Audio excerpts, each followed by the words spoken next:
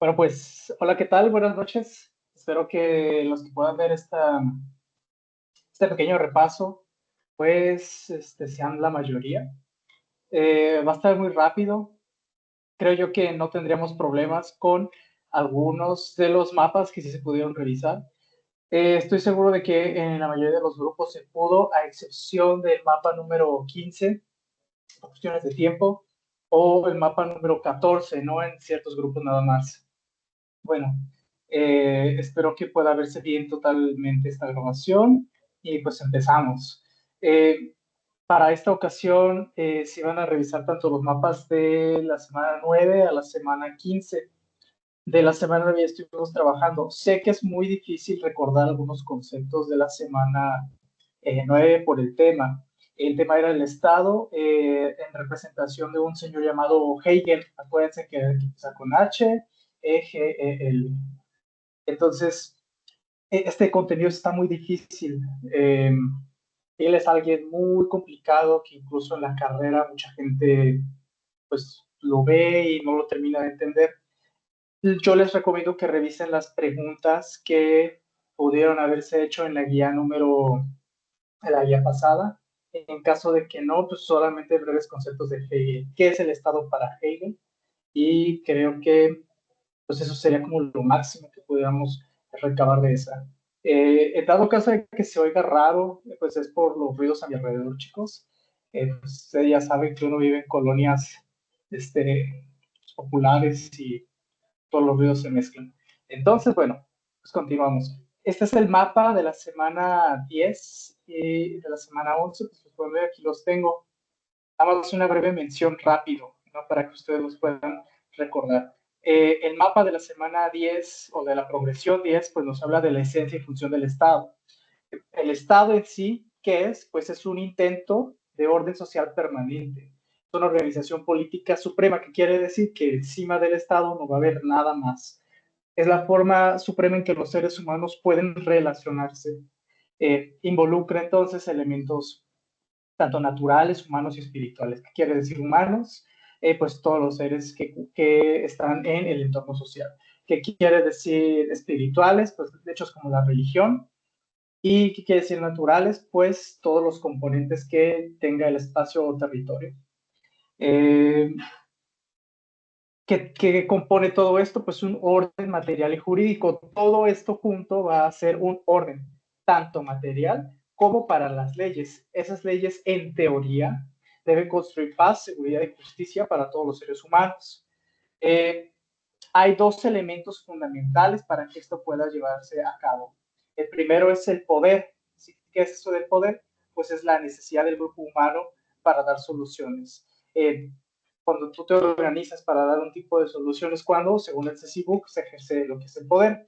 Y la otra es el derecho. ¿Qué es el derecho? El derecho no existe si no hay una constitución. Ojo, esto del derecho es el derecho que te puede dar el país.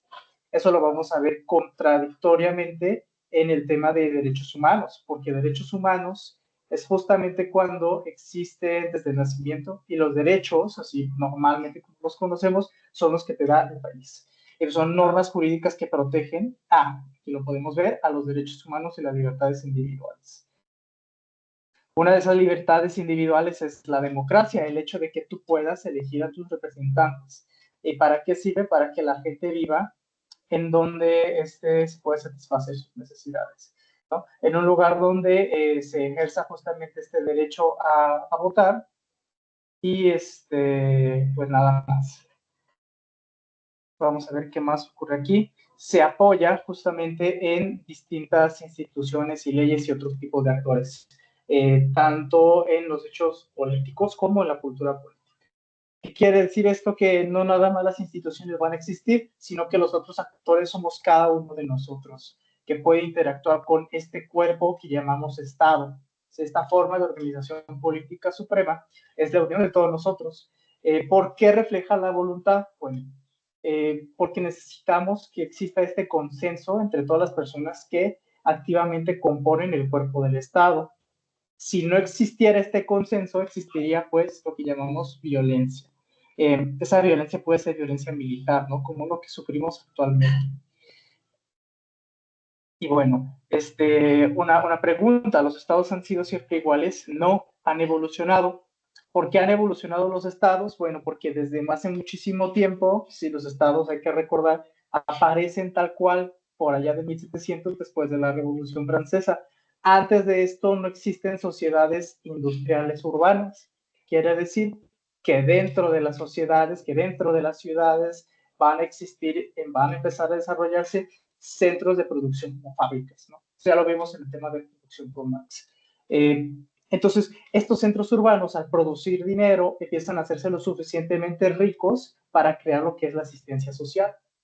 Hay un tema muy importante con la asistencia social. Vamos a mencionarlo en una de las siguientes progresiones, no se preocupen, ahorita yo les digo cuál es. Y bueno, el estado de bienestar es algo que, como les he comentado varias veces, el CECIBUC parece que hace cortes muy abruptos, muy rápidos, pero bueno, aquí intenta mezclar con esto el tema del estado, un tipo de estado muy específico que se llama estado de bienestar. ¿Qué es el estado de bienestar? El estado de bienestar es un tipo preciso de estado que en muchos lugares del mundo se experimentó después de la Segunda Guerra Mundial. ¿Cómo es esto, profe? Bueno, después de la Segunda Guerra Mundial, muchos países alrededor de Occidente, Occidente es la parte oeste del mundo, quedaron pues muy deshechos, muy destruidos. ¿Como cuáles países puede ser? Lo puede ser Inglaterra, Francia, Estados Unidos y muchos países. Después de esto, aunque no hayan estado en la guerra, adoptaron una forma en que el Estado es protagonista. El estado de bienestar es cuando el estado protagonista pretende proteger a la sociedad. ¿Cómo que pretende proteger a la sociedad? ¿De qué? Bueno, lo que pasa es que estos estados destruidos, las personas no tienen empleos, no tienen forma de sostenerse tan fácilmente. ¿Y qué es lo que pasa? Bueno, el Estado, como un ente más fuerte, trata de nivelar todos los hechos sociales, economía, educación, salud, etcétera, brindando muchos apoyos a las personas. A partir de este tipo de situaciones es que, por ejemplo, en América Latina se empiezan a desarrollar lo que son los sistemas de salud universales, etcétera. Lastimosamente, este estado de bienestar no termina por existir mucho tiempo, como aquí lo menciona. El Estado entonces genera una reconstrucción y cuando genera esa reconstrucción, las economías de estas grandes ciudades, de estos grandes países, empiezan a componerse a sí mismas y decir, vamos a darle hacia adelante. ¿Qué necesitamos para que sigamos desarrollándonos como empresas? Pues necesitamos que el Estado deje de existir tan fuertemente, porque cuando hay un Estado muy presente, existen muchos aranceles, existen muchos tipos de impuestos que supuestamente a estas inversiones o estas intervenciones burguesas, ya vimos lo que es la burguesía con Marx, recordemos que son los que tienen el control de las empresas, de las industrias, etcétera, dicen, pues necesitamos que nuestras empresas sean más fuertes. Por lo tanto, los estados deben dejar de estar tan presentes. Esta disminución estatal, como aquí lo menciona, es lo que llamamos actualmente como periodo neoliberal. ¿De acuerdo? En el siguiente punto, si ustedes pueden ponerle pausa lo que necesiten, si necesitan dejarlo en bucle para escucharlo, no importa.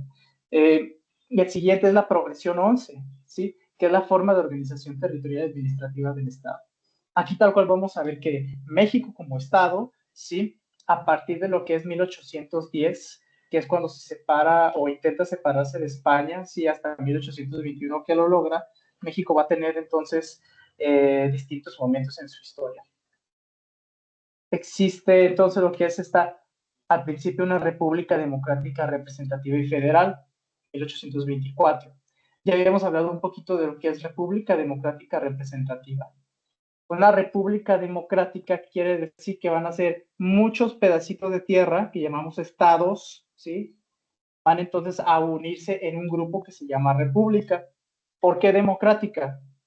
Porque cada uno de los ciudadanos que están dentro de esta república democrática va a votar a sus representantes. Representativo quiere decir que todos estos grupitos no van a hacer simplemente lo que les diga la Ciudad de México o la ciudad principal, sino que van a tener una representación de leyes y decir, ¿sabe qué? A nivel federal, nosotros vamos a tomar decisiones por estados. Somos una unión de estados libres que elegimos nuestros derechos, que elegimos nuestras leyes, que elegimos nuestra forma de organización política, pero a la hora de representarnos con otros países estamos unidos en una federación. Esta Constitución Federal empieza en 1824 y hasta 1917 tenemos la Constitución más actual, ¿de acuerdo? En esta Constitución más actual, el artículo 40, pues va a decir que justamente es voluntad del pueblo, es decir, de cada uno de nosotros, formar parte de esta república representativa, democrática, y aquí se añade otra palabra que es laica. Quiere decir laica, que no va a estar representada a través de ninguna sugestión ni nada la religión. ¿Por qué no va a estar representada la religión? ¿Por qué no hay una religión de Estado? Lo que pasa, y ya se los habíamos comentado en clase, es que para que el Estado funcione a nivel objetivo, quiere decir que de ningún lado tiene que estar la posición divina. ¿Qué significa que esté una posición divina? Imagínense esto, pues tú tienes un caso político, etcétera, y del otro lado tienes una persona que en su favor está Dios, ¿no? Pues ningún tipo de juicio podría ser llevado a cabo. En México existirá entonces esta separación de poderes. Ya habíamos hablado un poco de la separación de poderes, ejecutivo, legislativo y judicial. Ejecutivo, vamos a tener ahí a los presidentes, legislativo, a los senadores y diputados, judicial, pues a la Suprema Corte de Justicia, los magistrados y jueces, en 3 niveles distintos. ¿Cuáles son estos 3 niveles distintos? Federal, estatal y municipal. Quienes trabajan ahí son considerados servidores públicos, según el artículo 108. En el 115 y 116 nos habla de que justamente México está repartido en muchos pedazos pequeños llamados municipios. Los municipios se organizan de manera libre, forman a los estados, y esos estados se rigen, según el artículo 120, por leyes entidades federativas. Muy bien. Aquí hay un corte abrupto justamente en este tema para hablar de lo que es la gobernanza. ¿Qué es la gobernanza? Ya habíamos hablado un poquito de eso también. La gobernanza es una especie de concepto que empieza a existir en 1990. Antes de la gobernanza existía un concepto llamado gobernabilidad. ¿Qué quiere decir esto? Que el gobierno era eficaz y legítimo, que parecía que tenía que jalar a la sociedad, ¿no?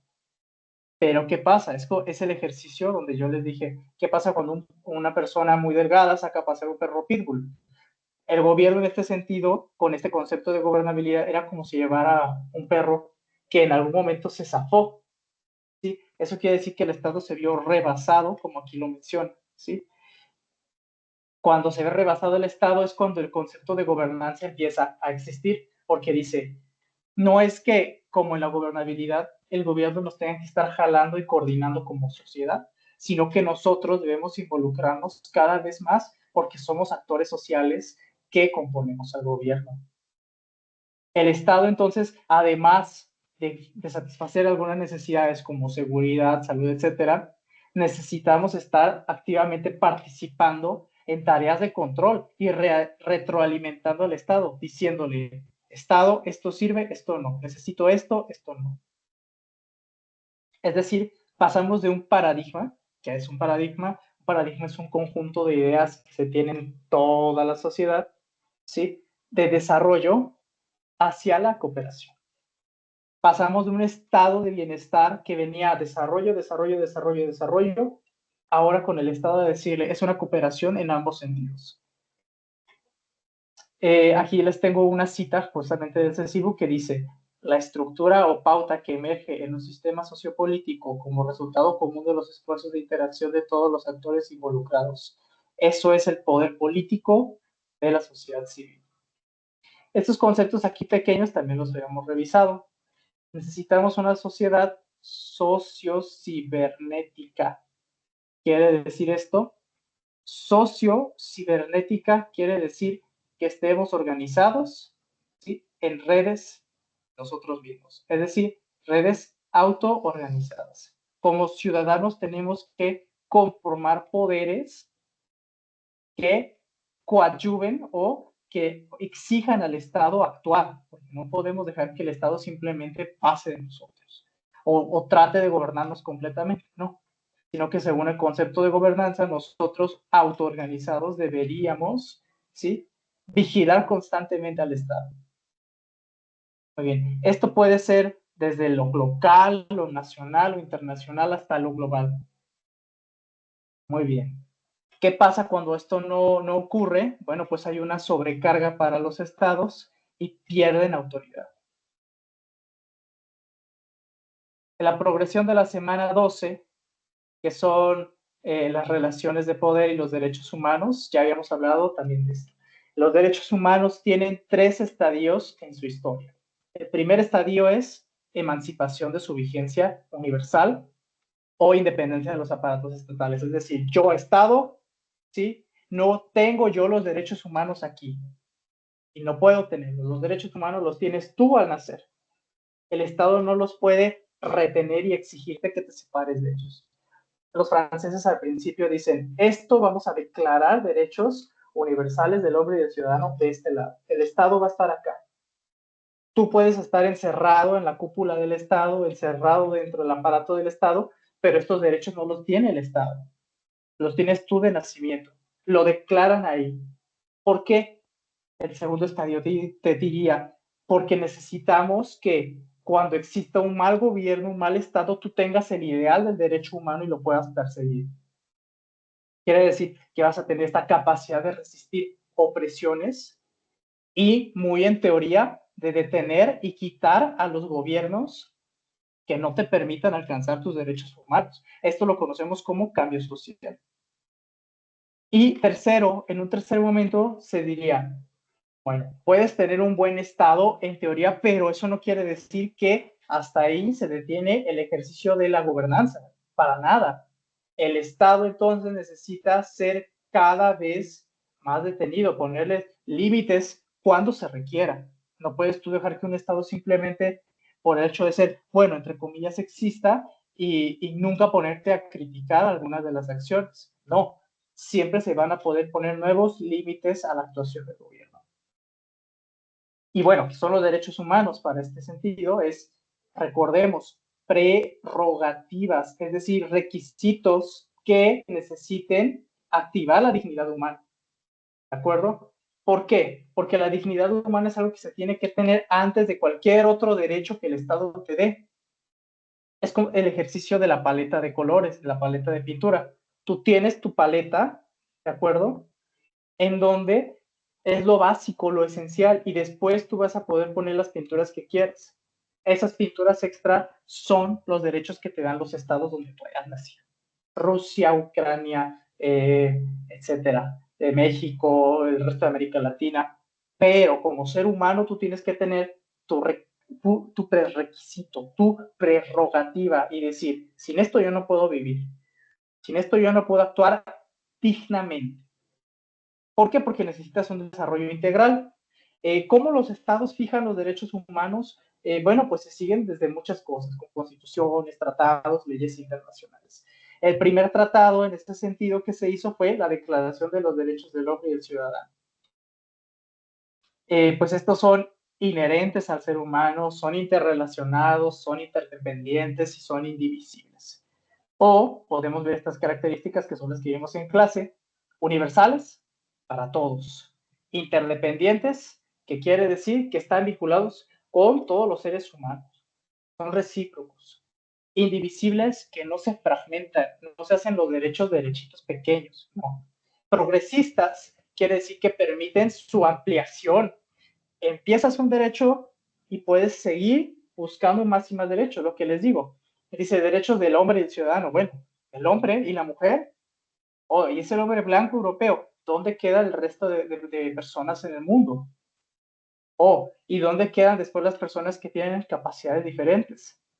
Esta es la parte progresista de los derechos, que es avanzar. ¿Cuáles son los derechos humanos? Entonces, bueno, pues los tenemos por su momento histórico. En la primera generación son civiles y políticos, como la libertad, seguridad, juicios imparciales, asociación y participación ciudadana. En la segunda generación son económicos, sociales y culturales. Cómo vendes, qué vendes, cómo te representas ante la sociedad con el hecho cultural. Y en la tercera generación solidaridad ambiental, trabajo, salud, ¿de acuerdo? Todo eso, aunado también a la educación, son estos nueva generación de derechos por los que se lucha. Y bueno, pues aquí también recordemos que les agregué un poco de historia, de dónde salen los derechos humanos, de un hecho llamado Revolución Francesa. En la Revolución Francesa se buscaba la igualdad, libertad y fraternidad entre los seres humanos. ¿Qué pasó en la Revolución Francesa? El momento cúspide es cuando se deshacen de los reyes, porque en un mundo donde existen los reyes, no existe igualdad, ¿sí? Porque es un ser humano muy diferente a ti. Entonces, frente a Dios, él tiene como ese beneficio. Después de esto, los franceses dicen, no, se necesitaría que fuera todo igual, pleno para todos. Y plantean que los derechos humanos son naturales, es decir, tú naces y ya los traes ahí, ¿de acuerdo? Antes de que cualquier Estado exista, todos debemos estar seguros de que tendríamos los mismos derechos. Ellos lo plantean en un escrito llamado Declaración de los Derechos del Hombre y el Ciudadano. Una vez más, aquí el CECIBOC hace un corte abrupto y aquí nombra las dimensiones sociales de las relaciones de poder. Eso es algo sencillo, ya se los había comentado en clase. Las relaciones de poder pueden ser internas o externas, que funcionen dentro de casa y fuera de casa cambian. Las relaciones de poder pueden ser de oposición o complementarias. Ya habíamos hecho el ejercicio. ¿Qué pasa cuando tú trabajas en un lugar y te dicen el encargado, haz esto y el dueño te dice, haz esto otro? Son oposiciones, ¿sí? Cuando son complementos es que van hacia el mismo lugar, ¿de acuerdo? Son verticales y horizontales las relaciones de poder. Puede ser hacia alguien que esté encima, sí, de la jerarquía, recordemos vertical, por una vertical, que está arriba o abajo en la relación de poder. Horizontales, como ustedes en clase, son todos compañeros que tienen una misma relación de poder. En uno o en ambos sentidos, como cuando tienes una relación sentimental, va el poder de un sentido al otro, ¿sí? De tu pareja a ti. ¿Cómo sería de un solo sentido? Pues, por ejemplo, de cuando tienes un subordinado en tu trabajo, alguien que obedece tus órdenes, esa es de un solo sentido. El CECIBUC casi siempre nos pone todo esto en cuestión de administración y empresas. ¿Qué quiere decir? El CECIBUC dice, las relaciones de poder ocurren más en este tipo de administraciones y empresas gracias a que existen decisiones. Si no hubiera decisiones en los seres humanos, no existirían los conflictos y la competencia. Pero tenemos decisiones, podemos tomar decisiones distintas, podemos optar por hacer o no hacer las cosas. Es aquí cuando tú entonces dices, los conflictos ocurren porque las decisiones se chocan. O las decisiones van en un solo sentido y quieres sobresalir, hay competencia. ¿Qué quiere decir esto? Entre más decisiones pueda tomar una persona, más libre es. ¿Qué es lo que haces tú para que las personas obedezcan? Necesitas hacer coerción de la libertad. ¿Qué es esta coerción de la libertad? Cortar las acciones que cada una persona pueda hacer. Eso se llama estrategias de dominación. Cuando tus estrategias de dominación cortan todas las formas en que las personas sí pueden actuar, significa que ya cortaste su libertad. Hiciste coerción de la libertad. Para esto se conjugan tres cosas, que es la autoridad, la posición y el capital. Otra cosa que hay que ver muy en claro de esto es algo que se llama macrofísica y microfísica del poder. Macrofísica es para espacios grandes, microfísica es para espacios pequeños. Macro, por ejemplo, en un país, en una gran empresa, en el Estado. Micro, en las relaciones de una y otra persona. Cuando son solamente una pareja, un grupo de amigos, algo pequeño. Continuamos con naturaleza e impacto de los programas sociales. Híjole, bueno, cuando nacemos en un lugar, ¿de acuerdo? Puedes tú nacer con muchas diferencias, con muchas carencias. Aquí es donde yo les dije, América Latina, por nuestras economías, tenemos una desigualdad muy parecida. ¿Cómo que muy parecida a la desigualdad? La desigualdad puede atravesarte de muchas maneras. Primera es que te atraviesa con los ingresos, cuánto ganas. Segunda, con las propiedades. ¿Dónde vives? ¿Qué tienes? ¿Tienes coche? ¿Qué onda? ¿Tienes empresas? ¿Tienes un rancho? Tercero, en género, si eres, te prefieres hombre, mujer, etcétera, te atraviesan las diferencias. Y étnico, quiere decir étnico, diferencias físicas con las que nacemos por formar parte de un grupo social. O que yo soy afrodescendiente, que yo soy indígena, son esas las diferencias étnicas. Y cada una de estas diferencias, al actuar en la realidad, puede incidir en tus derechos. Tristemente, ¿por qué? Bueno, a veces puede que no se ejerzan bien o que pues entorpezcan la toma de decisiones. ¿Cómo es esto? Así lo dice el CECIBU. Entorpecen a veces la toma de decisiones, se ejercen bien los derechos humanos. Porque una cosa es lo que diga el papel de la Declaración de los Derechos del Hombre y del Ciudadano. Otra cosa es lo que pasa en la realidad. ¿Sí? Es muy bonito decir la Constitución, las leyes, cómo debería ser la seguridad. Ahorita está pasando, por ejemplo, las patrullas, ¿no? La seguridad no debería ser así. No debería existir siempre este estado que nos presente un peligro, que estemos constantemente en situaciones de riesgo. No debería ser así. Esto es lo que está en el papel. Esto es lo que es la realidad. Que las desigualdades de la región nos atraviesan. Nuestros derechos no pueden existir, entonces muy bien así.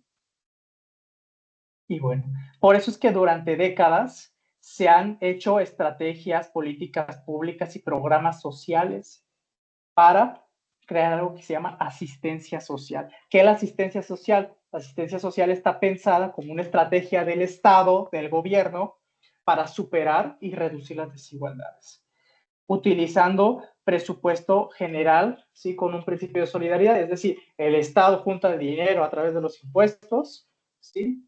Pueden ser contributivos o no contributivos, para diseñar programas sociales y repartir ese dinero y que a todos nos toque una forma de asistencia social. Pueden ser becas, ayuda, por ejemplo, a mujeres, esto de la tarjeta rosa es un tipo de asistencia social.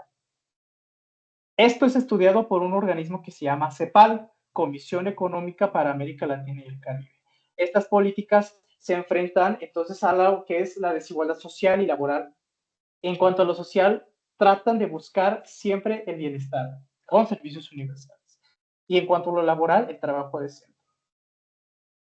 Otro tipo de apoyo es aquel que se llama transferencias condicionales, cuando se te dice, te vamos a apoyar siempre y cuando tú lleves estas tareas a cabo. Estos programas se crearon entre 1990 y 1995 en las principales ciudades de América Latina, como cuáles pues pueden ser las ciudades de Brasilia, Ciudad de México, Buenos Aires. El trabajo es central para esto. ¿Por qué? Bueno, porque con esto se puede superar la pobreza en cuanto a el trabajo de todos vale. En la distribución estatal entonces se va reflejado ese trabajo en la asistencia social. Van a decir, profe, ¿por qué los impuestos son mayores en lugares como Francia, como Suiza? Bueno, porque el ingreso también es muy grande en esos lugares. Aunque en el trabajo también se repiten lo que son las desigualdades, género, etnia.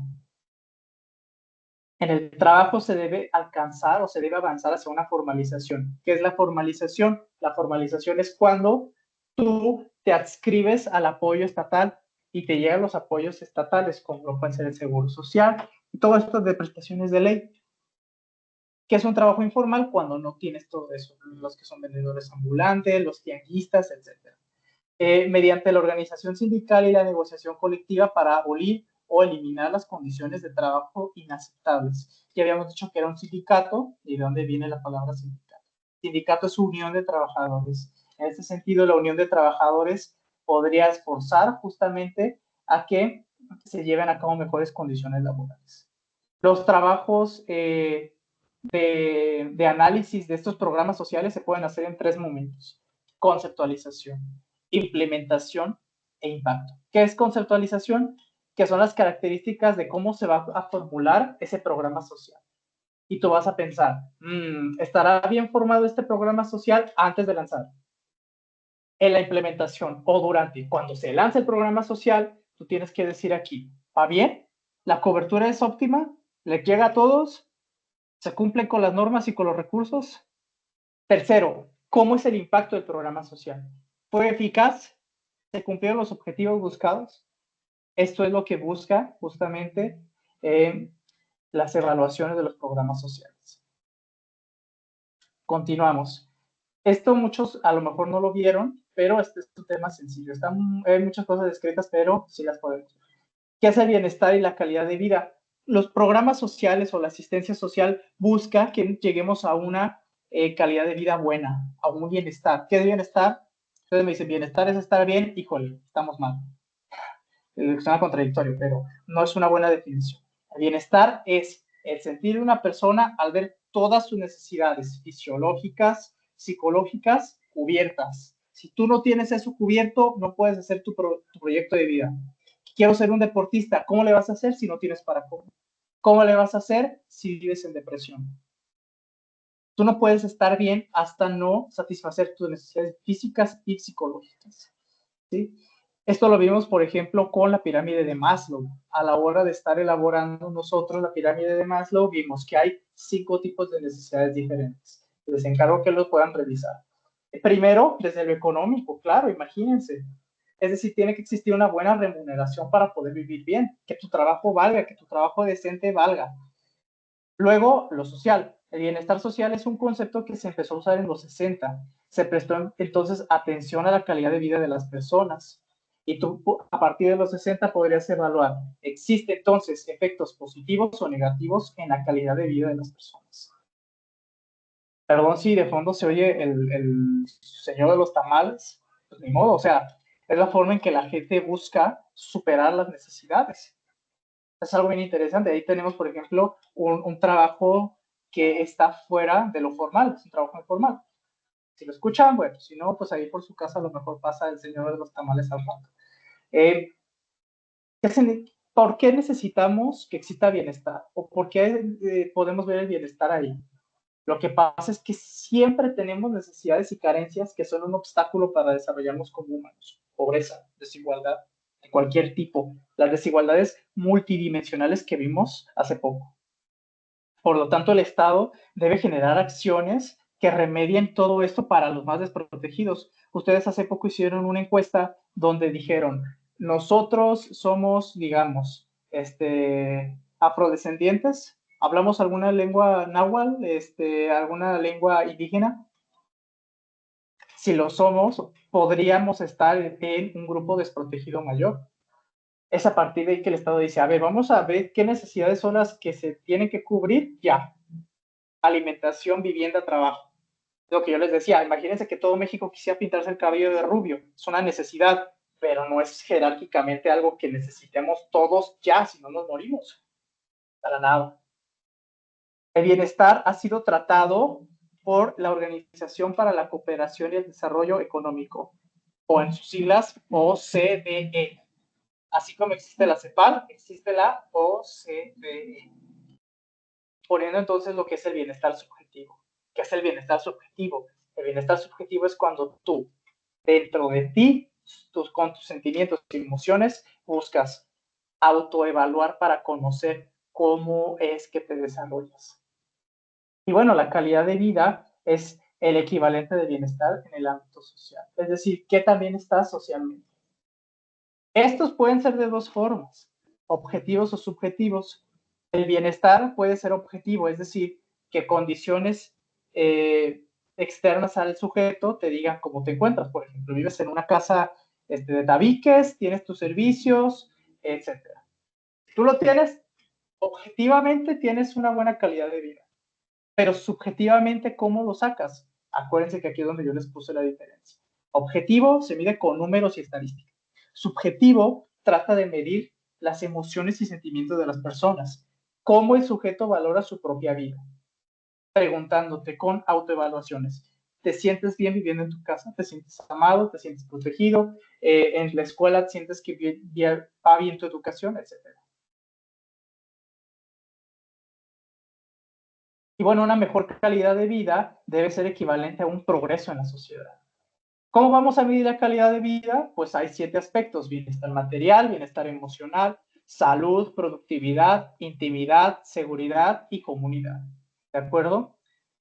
Todos estos en los años 70 se medían con números. Hoy actualmente estamos viendo el desarrollo de mediciones de qué tipo? Subjetivos. Muy bien. De este lado, por ejemplo, tenemos la salud con dos indicadores distintos. La salud puede ser objetivamente medida con la esperanza de vida en nacer o subjetivamente medida con la salud percibida. ¿Cómo percibes tu salud? ¿Buena? ¿Mala? ¿Cómo es tu servicio de salud? ¿Bueno? ¿Malo? ¿Lo ven? Son preguntas más de emociones propias de ustedes. La esperanza de vida al nacer, pues es un número. Esa es la diferencia. Muy bien. Tenemos el último mapa, ese lo hice en Word, creo que a muchos les llegó. Es algo que se llama atribuciones económicas del Estado para la distribución de la riqueza. ¿Qué significa esto? Bueno, han existido cambios que ocasionaron modificaciones en la estructura de la sociedad y por eso hay quienes dicen que la economía define a los estados. Dentro de estos estados existe algo que se llama capitalismo. ¿Qué es eso de capitalismo? Ya lo vimos un poquito en la producción. Capitalismo se refiere a cuando la producción está en manos de pocas personas, ¿de acuerdo? Que las empresas e industrias pertenecen a un solo individuo. El capitalismo como sistema económico se entiende como la institución del dominio privado sobre los medios de producción. Dominio privado, una persona, un grupo pequeño de personas, medio de producción, fábricas, industrias, todo con lo que se pueda crear valores.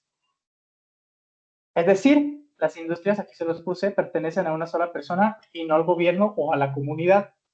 El Estado, entonces, no regula a sus dueños y producciones. ¿Qué quiere decir? Que hay una idea dentro de estas personas capitalistas que el Estado no debe meterse en las acciones de las empresas, que tiene que existir algo llamado libre mercado. ¿Qué es el libre mercado?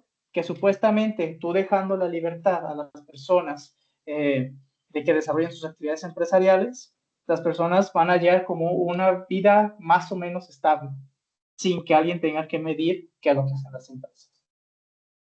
Aquí tenemos estos particulares y su deseo de incremento de ganancias generan las revoluciones industriales, estas revoluciones que vimos. Cuando se concentra el capital se piensa, ¿cómo voy a reproducirme más veces? ¿Cómo voy a hacer más dinero? Por eso es que la tecnología sigue avanzando. Las revoluciones industriales abaratan el mercado. Quiere decir que abaratan el mercado, que los seres humanos son más desechables. ¿De acuerdo? Esto nos lleva al punto número 2. Esto pasó a la par de la independencia de las 13 colonias inglesas, lo que conocemos como Estados Unidos, en el 74 y la Revolución Francesa en el 89. Quiere decir que a la par que empezó a existir el capitalismo, empezaron a existir los estados. De ahí salieron las primeras constituciones modernas, que quiere decir que los estados y la democracia, ¿sí? Y las instituciones siempre han estado conectadas al capital. Las constituciones de Estados Unidos y Francia sirvieron de referente a los estados latinoamericanos.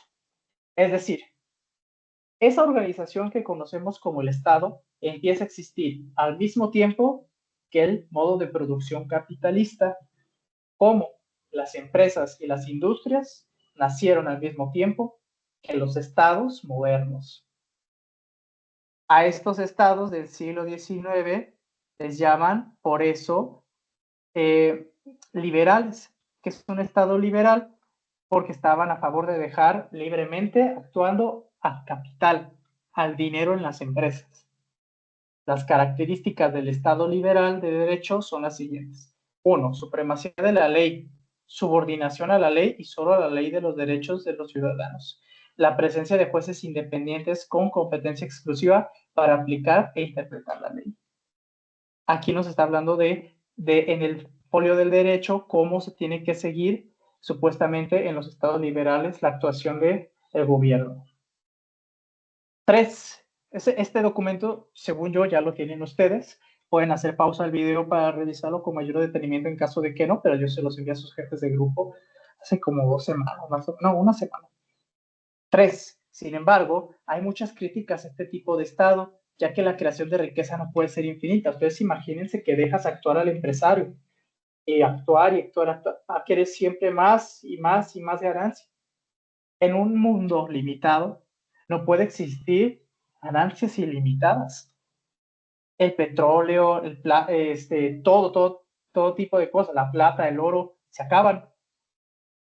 Los árboles se acaban, el agua se acaba. No puede existir entonces un tipo de ganancia, un tipo de sistema, si de muchas tuerquitas funcionando, que haga que se acaben los recursos, nos acabamos nosotros.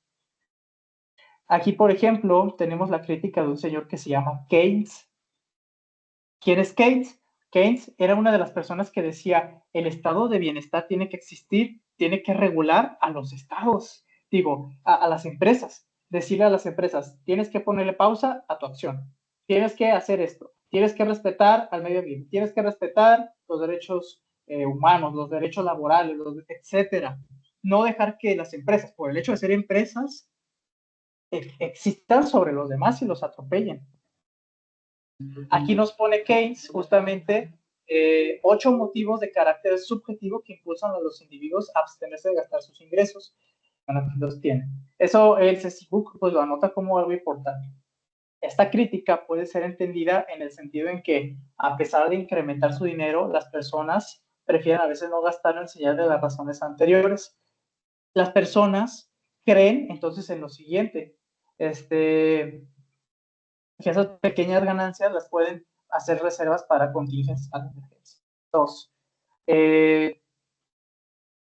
para cubrir las necesidades de los individuos y su familia, sí, diferentes a las que existen en la actualidad. Por ejemplo, a la vejez, a la educación, la familia, etc. Tres, gozar de interés y la apreciación, es decir, que entre más ahorres y mucho más dinero tengas, supuestamente tu consumo mayor va a ir en aumento, consumo real, ¿de acuerdo? 4, disfrutar de un gasto gradualmente creciente. 5, me parece que es disfrutar de una sensación dependiente y del poder hacer cosas, aun si la idea clara o la intención definida de la acción específica.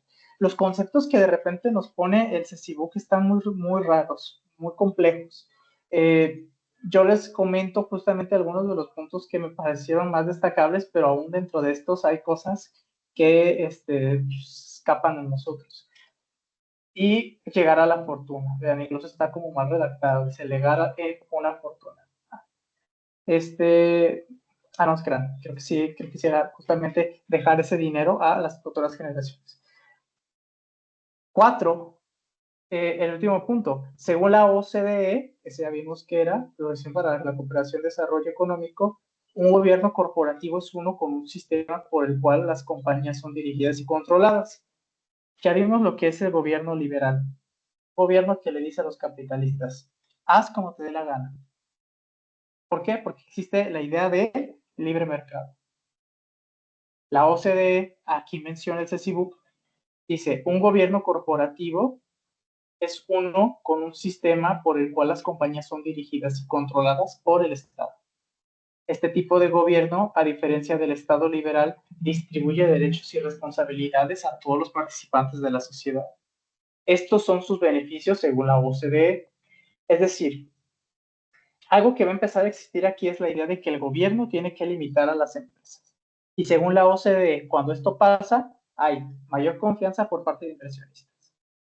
Hay atracciones financieras. Hay bajo costo de capital. Hay capacidad para atraer a los más calificados directivos y consultores. Hay la capacidad de retener la experiencia y la fuerza laboral. Reducir al riesgo mínimo en la información financiera y tener una estabilidad y sustento en la organización. ¿Qué quiere decir? La OCDE dice, pues sí existe esto del libre mercado, pero un mercado guiado por el Estado, ¿sí? Tiene todas estas ventajas. Bueno, chicos, chicas, chiques, si necesitan reproducir otra vez el video, ver una parte específica, pues va a estar ahí sujeto a ustedes. Déjenme nada más abrir esta parte, dejar de presentar, perdónenme, creo que aquí es dejar de compartir y creo que sería todo. Espero que este video ya esté subido en un buen ratito y espero que les vaya bien en su examen, chequen sus apuntes, chequen sus guías de estudio. Esta vez fueron muy cortas. Espero que les vaya bien. Muchos de ustedes tienen capacidades absolutamente pues, locas, ¿no? Dentro de las ciencias sociales. Si se preguntan por qué estoy viendo así como muy raro, es porque la cámara está abajo, así abajo en el escritorio, y no arriba de la computadora como casi siempre. Recordemos, las actividades se entregan, si se puede, una vez mañana, si no, hasta la siguiente semana con los grupos que vean, la siguiente semana. Y yo tengo, creo, hasta el día 27 para subir calificaciones. Entonces, esperemos que sus conteos de actividades estén bien, son 10 actividades. Por ahí probablemente lo de la receta se los pueda valer como una actividad extra si les falta actividades o como un punto de participación extra si les faltan los puntos de participación. Espero que nos vaya muy bien y pues creo que sería todo. Muchas gracias.